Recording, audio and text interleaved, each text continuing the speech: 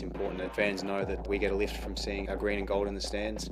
Passionate, tough games. They're on our soil and we want the 3 points. Come watch us play against Japan and create another memory in Socceroos history. Brilliant stuff from the Socceroos. What the emotion must be like to score for your country in a key World Cup qualifier. Oh, onto a crossbar by Matt Ryan. Aiden Frostage. He makes no mistake. Hello and welcome to our Facebook Live Q&A session with Nick D'Agostino. My name's Michael Zappone and we've got one of our new Socceroos with us today, answering your questions as we prepare for this massive World Cup qualifier. Well, two of them, one against Japan, one against Saudi Arabia. The first meeting is against Japan. Just behind us here at Stadium Australia on Thursday night. Nick D'Agostino, welcome. Thank you very much. Mate, great to have you in camp. Your first full camp for the Socceroos. Of course, you've played with the Olyroos and been part of the national team setup, but any difference in terms of the camps and it's obviously a huge honour to be called up for the national team. Yeah, it's massive. Proud for me, my family, everyone that's helped me get to this point.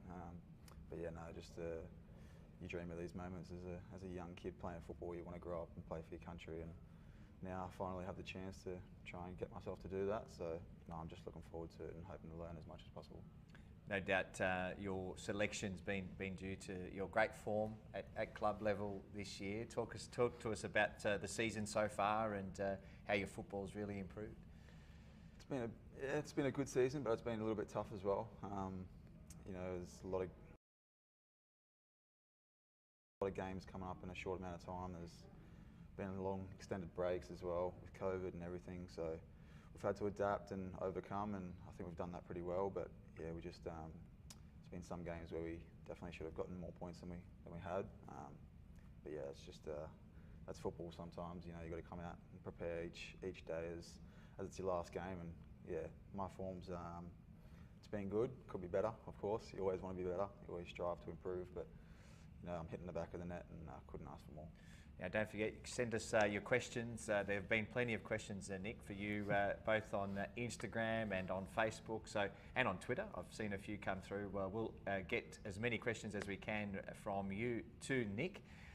Before we do that, your teammates, there's a few Melbourne Victory, Ben Falami just been called up as well, so he comes into camp this morning.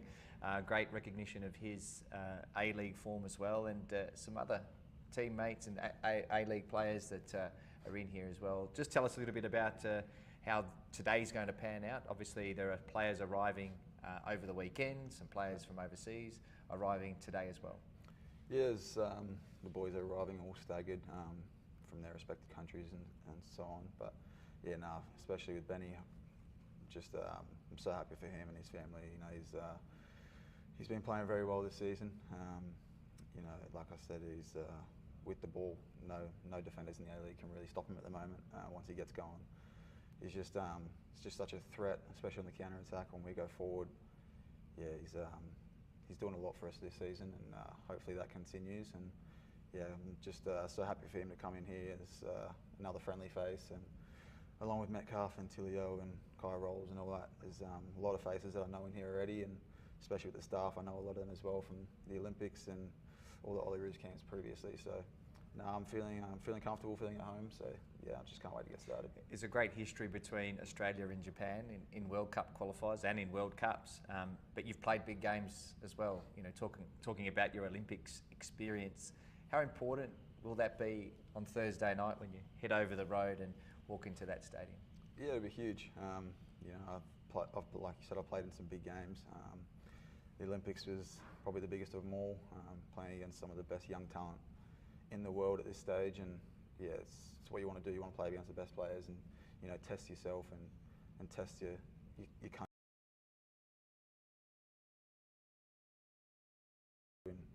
in your respective sport. And yeah, this is just another step for me, and hopefully I can get out there on Thursday night and bang a couple away. Now, it is your first camp for the Socceroos, and there is a bit of a tradition that you have to sing a song when you come into camp for the first time. So have you been practicing? Yeah, I actually have. Yeah, it's been keeping me awake some nights. A lot of players and a lot of staff here, that's for sure. But I can't wait. I don't mind singing. I don't think my voice is too bad. But yeah, I've got my song locked in, ready to go. So yeah, I was actually telling Ben Falami about it last night, just make him a little bit nervous before he came, telling him to get his song prepared. But nah, I can't wait.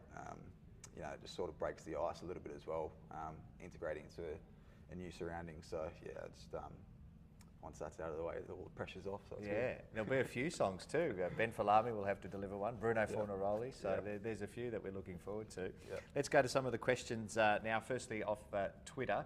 This is from the Sporanovic fan account. Manny Sporanovic, a teammate at Melbourne Victory. What did it feel like when you were notified that you were being called up for the Socceroos? And how did you find out?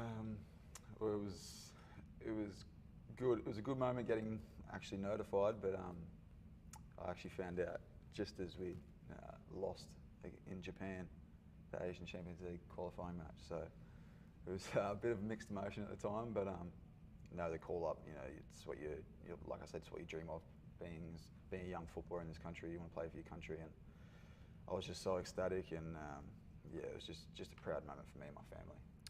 All right, also from Derek, tell young kids coming through what it takes and how your journey from the Gold Coast as a youngster to now has evolved. A lot of hard work, a lot of sacrifice, but yeah, just mainly hard work, you know, and looking after yourself, making sure your body's right, listening to your coaches, to your parents, because they've lived through it all, so they know the best for you. But yeah, the main thing I put it down to is just hard work. You know, you've got to come every day prepared to training. So you want to work your hardest, so you want to improve, you want to be your best. And yeah, I think this season especially, I've wanted to do that. I've kept my body right, kept my mind right, and yeah, it's put me in good stead now. All right, Ben Falami himself has actually sent us a question. So this is from Ben Falami. Who is your favourite Melbourne Victory teammate? Oh, I'm not going to say him now, just because he's asked a question. But nah, look, we're a tight-knit group, especially at Victory. You know, especially since Pop has come in, he's made sure we've had that camaraderie all season and that we stick together. But no, Benny's one of them. I'll say that on camera. But yeah. Getting the good books before he arrives. But no, I've been mates with Jake Brimmer since I was 10 years old. So we go back a long way, family, friends as well. So, but no, like I said, there's a lot of camaraderie in that group, and we're all good mates, and we'll look out for each other. So yeah, I'd say Jake Brimmer. Yeah, okay. Hi Jake, if you're watching. Now Nick, your hair has generated quite a few questions, so we'll run through some of them. A few questions about your hair. What's that man bun? And is it going to turn into a mullet one day? I'd say definitely not. No. Yeah, it was funny because in the big COVID break 2 years ago, I had the long hair again, and I just shaved it all off completely. I just got sick of it, shaved my head, and kept the long beard. But no, ever since then, I regretted it instantly. I wanted to grow it back. So, especially because when we're in Thailand qualifying for the Olympics, it's just maybe call it a superstition, but I felt like I was in good form, scoring goals, and just I had to bring the hair back. It works. Yeah, I guess it's working. So Eamon Duffy sent us a question saying, can you change your haircut? So the answer to that is no, because Nick's just answered that. How do you take care of your hair? This is from Gav. Well, shampoo, condition? Yeah, shampoo and condition. I put wax in for games actually, so it doesn't move. Yeah. People probably can see that. But just shampoo and condition after a game or day after a game. Just make sure all the products out. Yeah.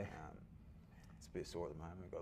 Got a knock elbow on the weekend. Yeah, got a little cut, so it wasn't easy to wash it out too much. But I had some Vaseline in there.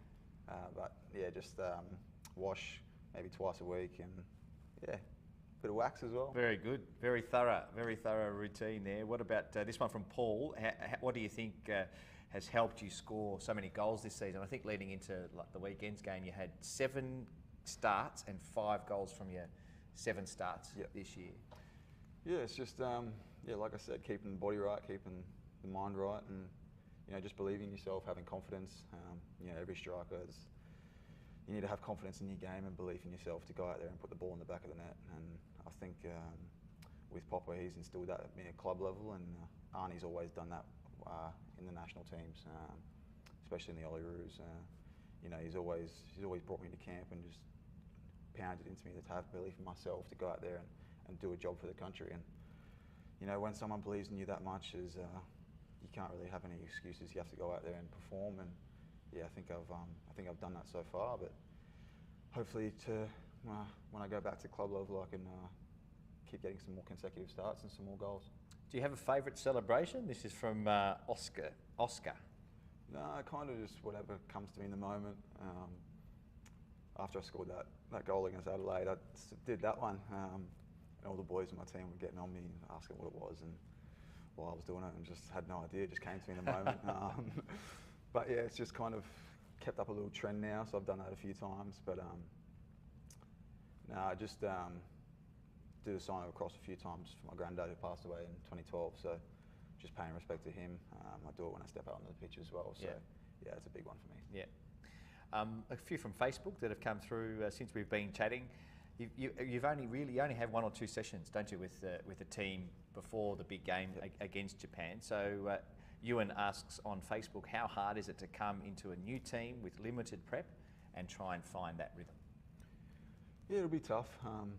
It's just I've got to meet everyone first, and obviously get that camaraderie and get a bit of gelling first. But once we step onto that pitch, it's all business.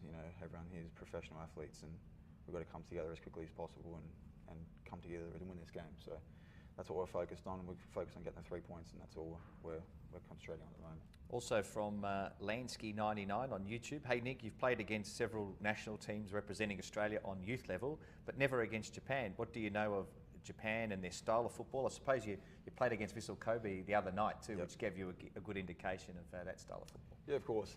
Japan, very, very sharp, very physical, very quick and very comfortable with the ball. So, but yeah, as you said, I played Japanese players on Wednesday night, and I think defensively they weren't very strong. We hit them on the counter quite a few times, and we created a lot of chances, and we scored 3 goals away from home. So there's doesn't matter who you play.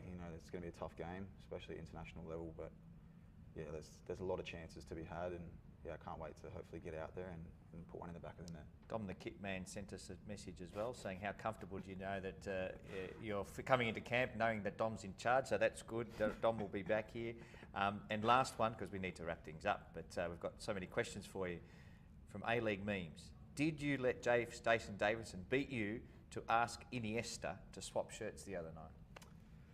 No, I didn't let him beat me. No, look, maybe if I get a bit older, I'd start be interested in getting players' shirts. But at the moment, I'm not too interested. I'm playing against these players, so I get the experience of actually playing against them.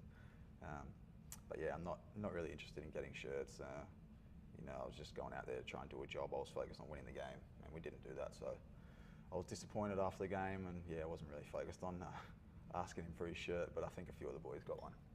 Well done. Thank you so much for your time today. We look forward to seeing you out in the park on Thursday night against Japan. Nick D'Agostino, one of our newest Socceroos, joining us. Thank you for your questions. Make sure if you're in Sydney or around Australia, come into Sydney on Thursday night. It's going to be a massive night. Some special moments here at Stadium Australia over the last few years, and this Thursday night could be another one here against Japan. We look forward to seeing you all at Stadium Australia on Thursday. From me, Michael Zappone, and Nick D'Agostino, thanks again for tuning in. It's important that fans know that we get a lift from seeing our green and gold in the stands. Passionate, tough games. They're on our soil, and we want the 3 points. Come watch us play against Japan and create another memory in Socceroos history. Brilliant stuff from the Socceroos. What the emotion must be like to score for your country in a key World Cup qualifier. Oh, onto the crossbar by Matt Ryan. Aiden Frostage. He makes no mistake.